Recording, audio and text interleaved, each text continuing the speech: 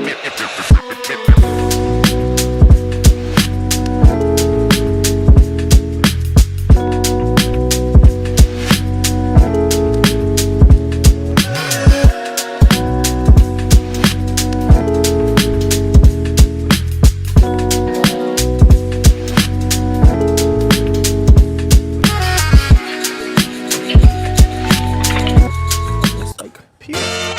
man, so good to be back.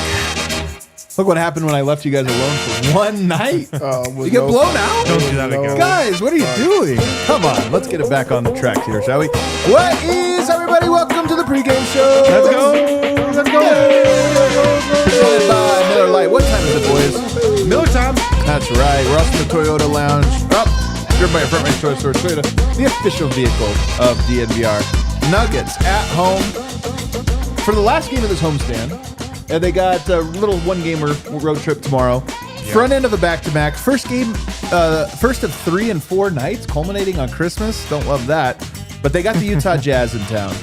They should win tonight. Yeah. Let's get our bearings straight. Let's get a home win. Harrison wins here.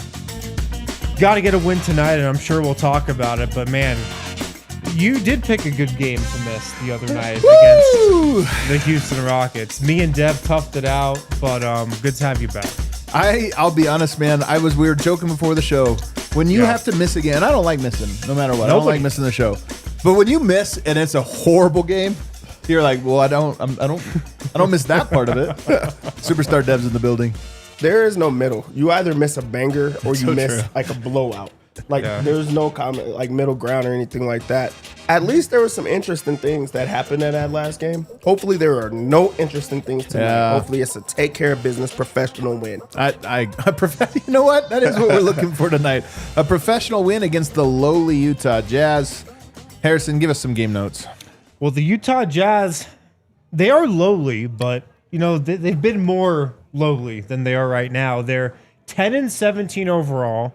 Coming off, 2 losses in a row, but they've won a couple games recently. They beat the Grizzlies. They beat the Mavs. They actually beat the Rockets a couple weeks ago. But 10-17 overall on the season. They are coming off a loss to the Magic, a narrow loss, 128-127. That's a good team or a decent team. Yeah, I mean, absolutely. That was 2 days ago. That was in overtime as well.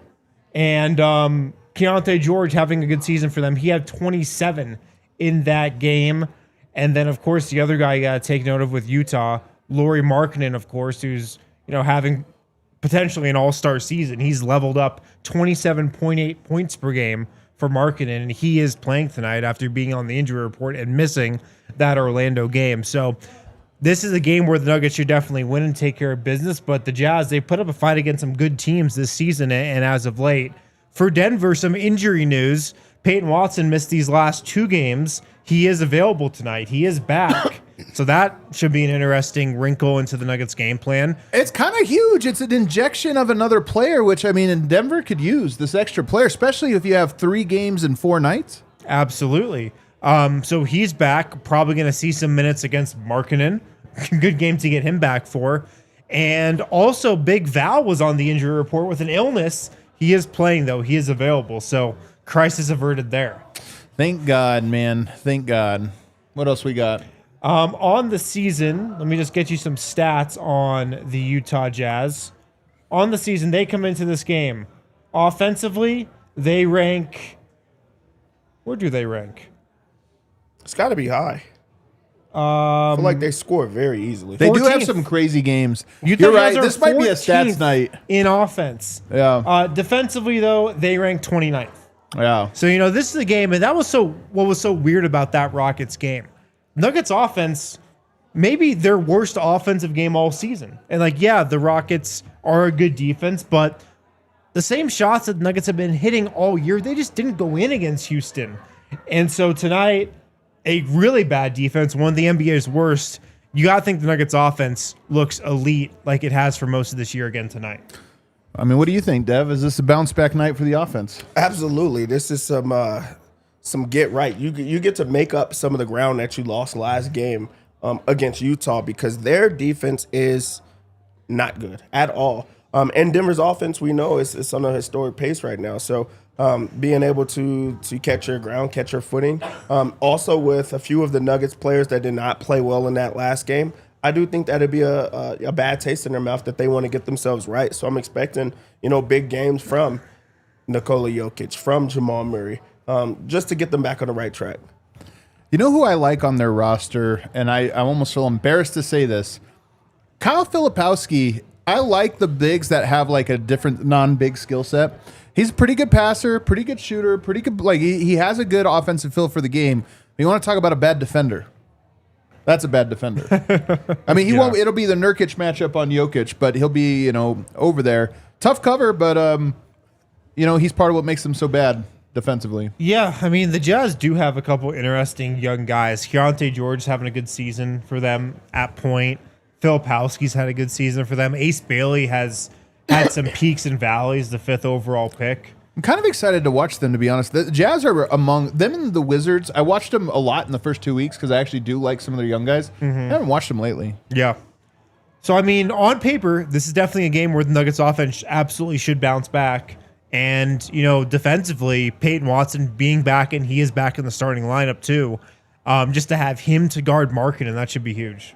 They also have Collier, Walter Clayton Jr., so they're Cody Williams. They have some young guys. He's so tough to me. He is tough. I just love it. Quick. I mean, his assist. I just like a guy that gets everyone involved.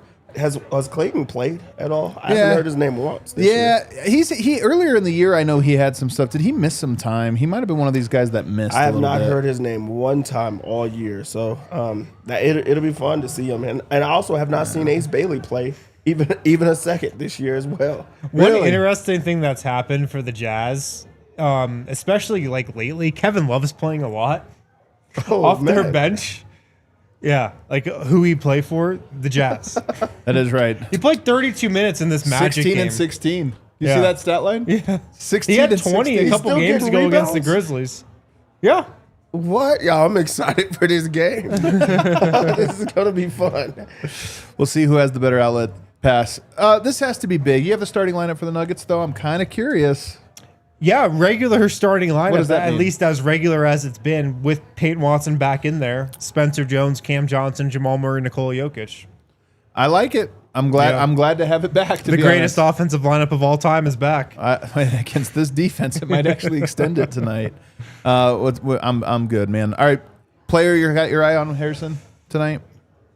I want to see, what Jamal Murray's got tonight.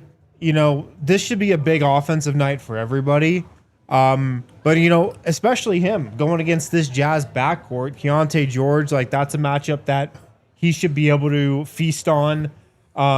Whoever they start next to him, Steve Mikhailuk, Ace Bailey in the backcourt too. He's a little bigger, but I feel like Jamal should have a good game, and especially coming off that Rockets game where he didn't have a great stat line and he struggled. I felt like he got good looks, he got to his spots, but like I said earlier, just the same shots that he and the Nuggets were really making all season just didn't fall. So I feel like he's got to get back on track.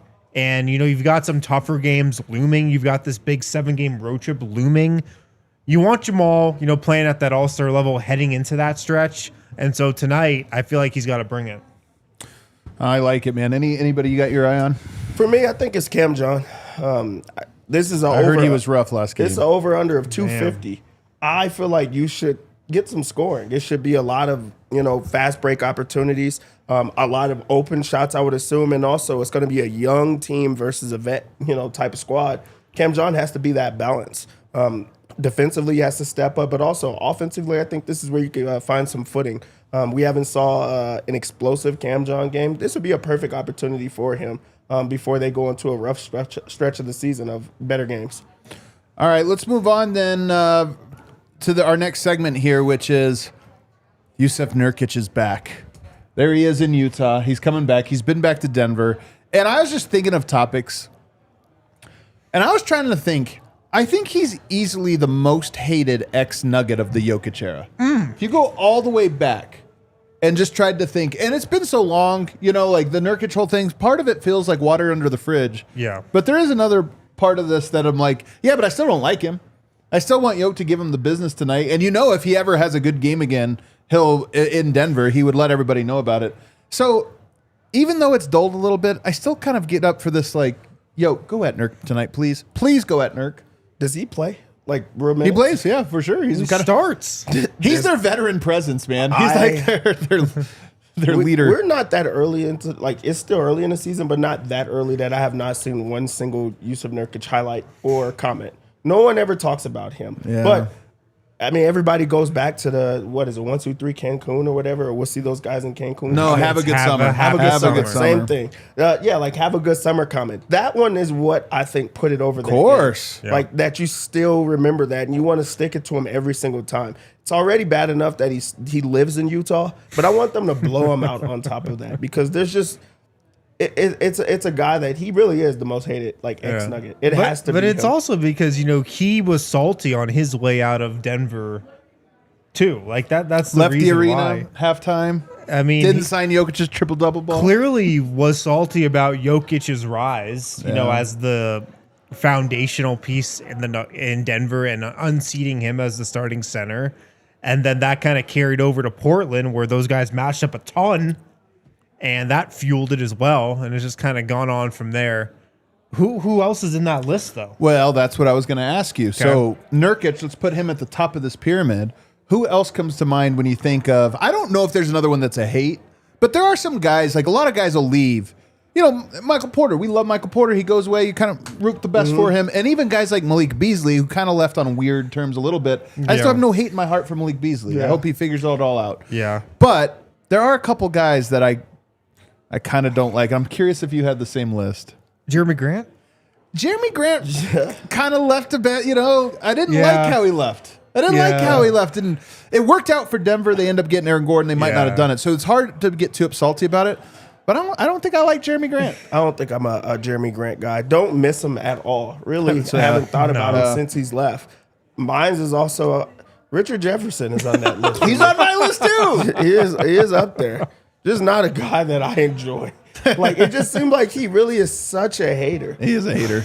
And this is a guy that really saw, like, the uprising. Like, he saw how Jokic just transformed in his face. Like, he got to see the before, the after, the during, and he just became a hater. And I can't get behind that. The Jeremy Grant one is for me, at least, because when somebody is here in Denver and they don't appreciate what they have, they don't appreciate the opportunity to play next to Nikola Jokic and in this system, and he clearly didn't. It wasn't enough for him. Well, yes and no. He got a lot of money. I think a lot of guys would take that option, to be honest with you. It was also pretty clear he didn't want to be here. I think that's the part of it, that it just never seemed like he actually wanted to be part of Denver. And it's like, what else do you want? I mean, apparently to be a number one option in a different city, which I don't, I can totally see that argument, but it was just clear when he was here, the appreciation wasn't mutual. Yeah, definitely wasn't. And it felt like so much like, we got the guy, man. We got a piece, and then he would bounce right away. I hate that he called the city of Denver lame. He did? He did? Yeah, like in an exit interview, like a year and a half after he left, he called the city lame. Really? Yeah. Yeah. Well, then now I really hate him. Are you kidding me? You say what you want about it and this and that. Richard Jefferson, though, I do feel like is one of the few guys that played with Jokic and is unimpressed with him. And that, like, nothing, unforgivable. Unforgivable. You know what I mean? You were here. You saw it. Mike Miller, you talked to him, and it's like, oh my God, it's like I watched God. Right. Richard Jefferson was like, it's kind of boring. Team was boring. He's all right. Yoke's okay. Yeah. Richard Jefferson. Last guy I have on this list, and it's not that fair. Because I don't really hate the guy. But I have to hate him, and I kind of do every time I watch him, and I don't hate him for any reason because I actually liked him as a dude. Jared Vanderbilt. Just a Laker, man. Just a Laker, And before that, wasn't he a Timberwolf? It's like, Timberwolf, yeah. You know what I mean? He kind of left and was on the dark side. I don't hate him. He's like Darth Vader or something, He was one of ours, and now all of a sudden he's been taken. Yeah. He's a distant third out of those. Fourth out of those four for sure. I agree, but do you hear how Lakers fans talk about Jared Vanderbilt? Well, he'll miss a game. Denver will beat the Lakers by 20 points with their entire roster except for Vando, and they'll be like, Vando was there, it wouldn't have happened. He's just also always injured, so it's like, once we get Vanderbilt back every season. Yeah. I also don't like guys, we've talked about this before, but when guys spend some amount of time in Denver but then don't consider themselves Nuggets, there's something weird about it. He has a case for it. I mean, he didn't really do anything here. He did stuff other places, but... Yeah. I mean, I'm surprised Bones Highland didn't make your That's list. what I was going to say. I think that he would go... There's not a hate towards Bones Highland, but how it ended, it really does, rub you the wrong way. Yeah, And it also just sucks how it ended. And if it went successful for him, he would have still been popping his shit. I think that's the thing about it. It just didn't work out well for him. So he's not all the way on the list, but he has to be on that list. Over Jared Vanderbilt, it's a no name for me, but I just can't stand Nick Young. I just can't.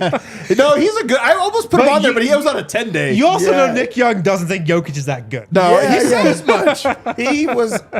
His 10-day feels so much longer. Maybe it was. It was a very loud loud 10-day. Maybe it was 2 10 days. 20-day but it wasn't that long. Yeah, I can't stand him. I can't stand him either. You know what else I hate about Nick Young is that the Nuggets at that point were ascending, but the city hadn't quite figured it out. And I remember him checking into the game and the crowd going nuts. Yeah. And it's Gosh, you cannot give Nick Young a bigger ovation than Nikola Jokic. That was going insane. That was terrible. Yeah. Bones Highland to me, man. I got too much love for him. Oh, for sure. I mean, it's not a hate thing. It's he's probably on the list. You know what guy could possibly be on this list, but he really doesn't even feel like a Nugget anymore? Malik Beasley. Yeah. I mean, I mentioned him before, earlier, but I almost feel too bad for him. I think if things didn't go so south, I would hate him. But it's I feel like a hater if I'm hating on him. Yeah, now. that makes sense. But it really, it doesn't feel like when he comes back or anything it's not one of those people that you think about. Yeah. And he's damn good. He's a damn good basketball player. Yeah, was. I think the other thing about this exercise that was so cool, we didn't mention that many guys, and half of them we don't really hate. Most people that have come through Denver and leave with a deep appreciation for it. Even like Thomas Bryant and Ish Smith, these are guys that have spoke very glowingly of their time here. And so it does stand out when guys like Jusuf Nurkic, obviously, turn the other way. Yeah. Here's the other thing that's interesting about this season and in this game. Utah Jazz are, to your point, 10-17.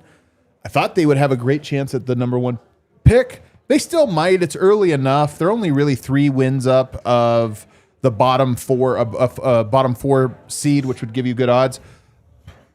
I think they'll probably fall throughout the season. I think they are tanking. But man, I was sitting here thinking it would suck because right now Portland has an ascending team. They have some young talent. Minnesota's good. Denver's good. Oklahoma City's good. That's not going anywhere. Utah's our saving grace in the Northwest Division. Right. They suck. But what happens if they add Ace Bailey on top of all the other young players they get and then get a number 1 pick? Right. It's not the worst scenario. The worst scenario is Oklahoma City getting it. And the second worst, which is possible. Which is very possible at the moment, actually, among the most likely things that will happen because the Clippers have a bottom 5 record in the NBA. But San Antonio also has odds on getting this because they own, is it Atlanta's pick that they own? They own one of these. Potentially. So I look at this and say, man, Utah might be the 3rd worst option for a team to win the lottery of all the people. It would be horrible if Utah got a great player. Yeah, they do still seem fairly far away, though, from making a playoff push. The next good Jazz team doesn't include Lauri Markkanen. He probably won't be there for that. I mean, and how many real foundational keepers do they actually have? Ace Bailey potentially, Keontae George maybe. Yeah, Filipowski. So there's maybe 2 guys on the roster right now that are going to be key pieces on the next good Jazz team. So but sometimes that's all you need when they're blue chippers. Yeah, for sure. So they still seem far away, but you are right. It's just adding another, potentially blue chip piece to the Northwest Division. And the other thing is this draft. I'm not a big draft guy. I'll admit that. People are saying this draft could be the best since 2003. Yeah. Yeah. You know what this feels like, though? I mean, I do feel like they're far away, but also I felt like that when it was the trust the process, portion. They do have a little trust the process to them. Just keeps on getting these good picks every single year. Doesn't look like they're getting good, and then one day they just turn around and they're like, we want to win. I really do feel like that's what it is with this Utah team. But if they are getting pieces. But if you give them the 7th pick in this year's draft, you're like, whatever. Yeah. What do you really have? Ace Bailey, this or that. You give him a number 1 pick, and all of a sudden you're like Ace Bailey and Darren Peterson. 1 through 3. Like, actually, Yeah, like 1 through maybe 3. 1 through 5. Like this is a good class. But it also they have so many like put together in a row, and they're all young. So like this is a team that could just like surprise you like very soon. Dallas Mavericks are another team that owned their pick this year and then never again. But if they were to fall, and right now they're trying to win, but if they were to fall, it'd also be a disaster. If you give Cooper Flagg a running mate like that, it would be a disaster.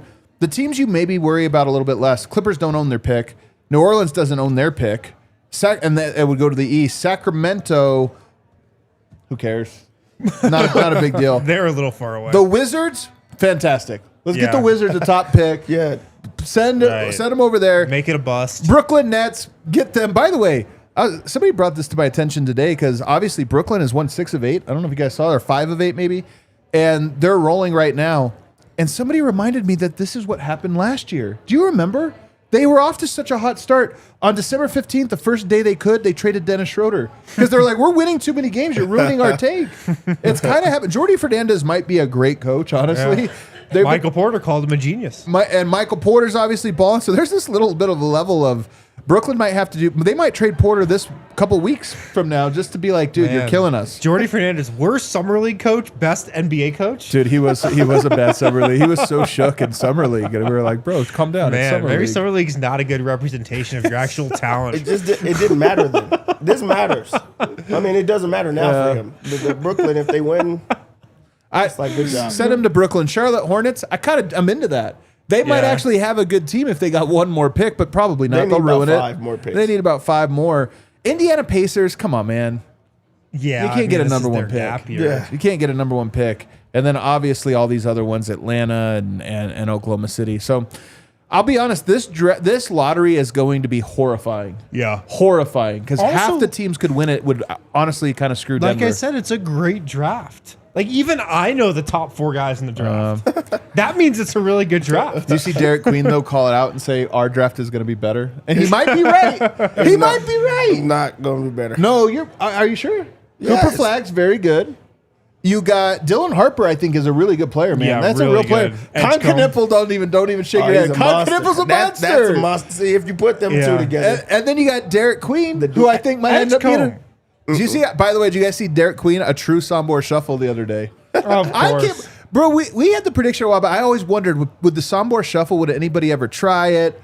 The young guys are actually doing the Sombor shuffle. It's crazy Right. to me. Girls are doing a song. Girls, oh, my girl, Audie Crooks is. She dropped 40 yesterday. She did it again. Yeah, I should have beast. texted you. I actually saw it. I was getting ready and I forgot. What were you going to say? I was just gonna say Derek Queen like plays like he falls asleep to Jokic tape. Oh, totally, man. Totally. I wonder if Yoke will embrace him more than he has Şengün. I don't know. Our pregame picks are presented by Bet365. Download the Bet365 app. Use the code DNVR365. Deposit $10. Place a bet of $5 to get $150 in bonus bets. Must be 21 or older. Physically located in Colorado. Please gamble responsibly. If you or someone you know has a gambling problem and wants help, call or text 1-800-GAMBLER. Dev, let's make some money. Let's make some money.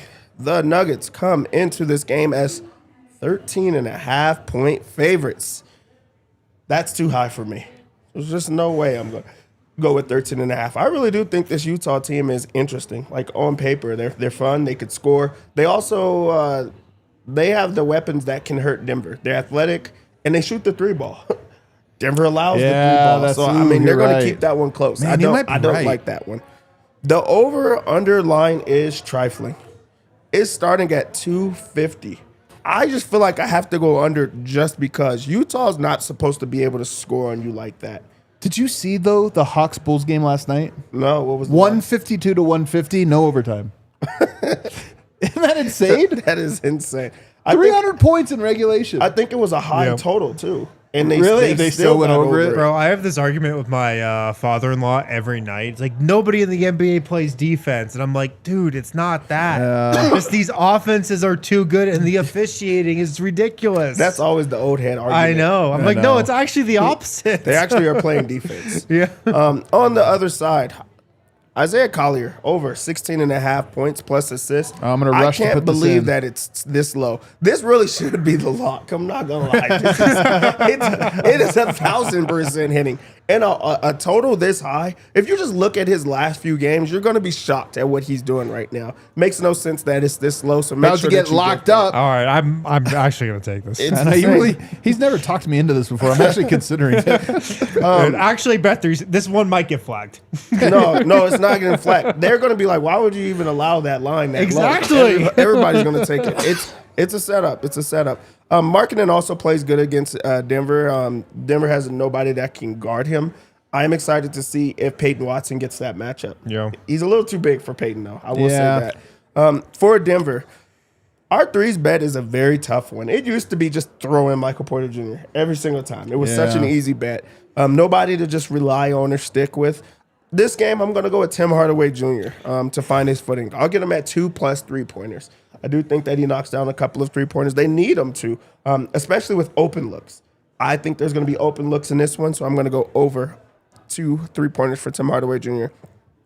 Going back to the well on our Cam John bet, I know you're thinking that I'm going with the under on points, under on 3-pointers, because I do every single time. Not this time. Oh, let's go. I'm going to go with the over rebounds plus assists. It's at 6.5, and I like it. He's been getting this a lot lately. You know, like he's on a groove of just being able to get the rebounds and assists, and I think that he continues that. So he's a stat sheet stuffer right now. Let's do the same thing of rebounds plus assists for Bruce Brown. I really do hope that he finds a way to continue to play pissed off.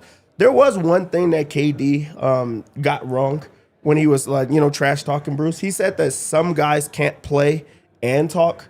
That was one of Bruce Brown's best games. So he was very wrong there. He just hasn't been paying attention. But the people that have been watching Bruce Brown each game, they know that was a good game for him. So hopefully he finds some inner motivation each game if that's how he's going to play with that. Let's go over 6.5 rebounds plus assists. This is a bet that we have never done.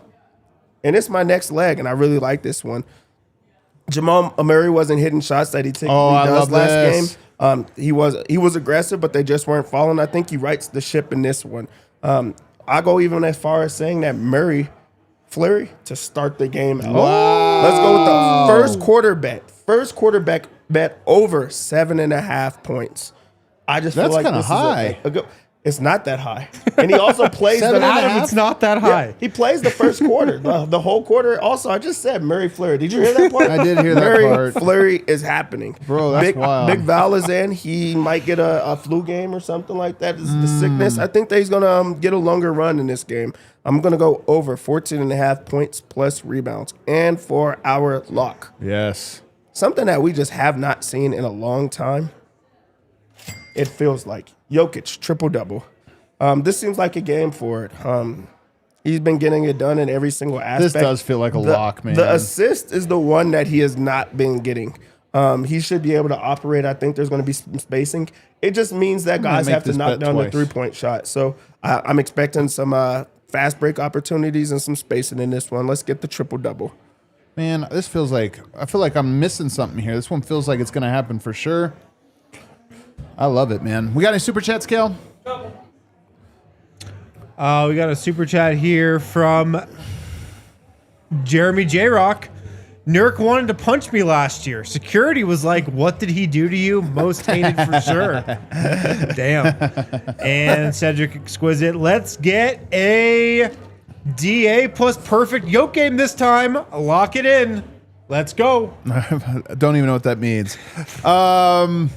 Oh, look at D-Line's in the chat, man. Oh, that guy. That guy. D-Line, man. He's coming back to us soon for man. Christmas. We're going to get our Christmas present. Guys, we're going to go watch along this game. We do it every single time. Meet us over there. Hit the like button on the way out. Bro.